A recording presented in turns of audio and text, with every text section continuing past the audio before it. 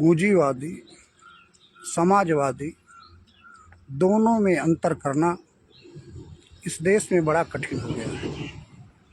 दोनों के चाल, दोनों के चरित्र, दोनों की भाषा, दोनों का रहन सहन, दोनों का खान पान और दोनों की वेशभूषा और शौक दोनों के समान हो गए। और जब तक अंतर क्लियर नहीं होगा तब तक निश्चित है समाज और राष्ट्र का कल्याण नहीं होगा।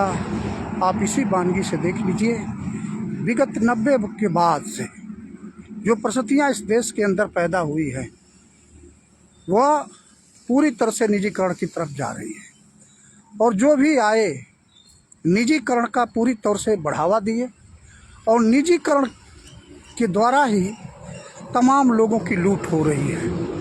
न तो कोई समान अवसर की समानता है, न ही विचारों की कोई समानता है।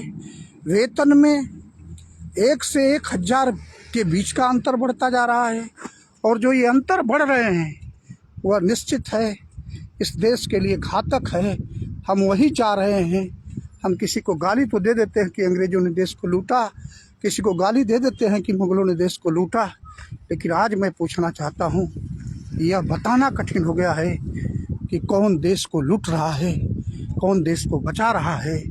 यह दोनों में अंतर करना बहुत ज़रूरी है।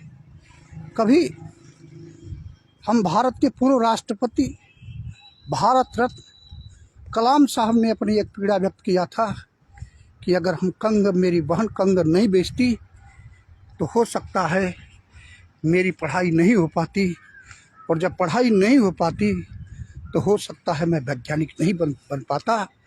लेकिन जो कलाम साहब की पीड़ा थी आज पूरे देश में हर नौजवान की वही पीड़ा है, हर माताएं बहनों की वही पीड़ा है।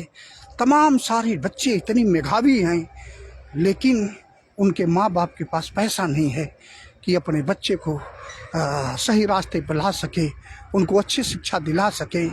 यह देश जब अपने नागरिक को शिक्षा की व्यवस्था समान नहीं कर सकता तो आप बताओ, इस देश में हिंदू मुस्लिम, इस देश में सिख ईसाई, इस देश में धर्मांतरण, इस देश में तमाम सारे मुद्दे खड़ा करके आप बताओ वोट की राजनीति तो कर सकते हो लेकिन देश का भला नहीं कर सकते।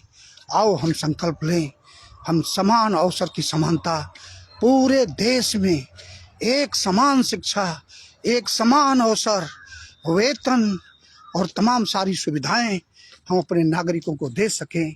इन्हीं संकल्पना के साथ जय हिंद,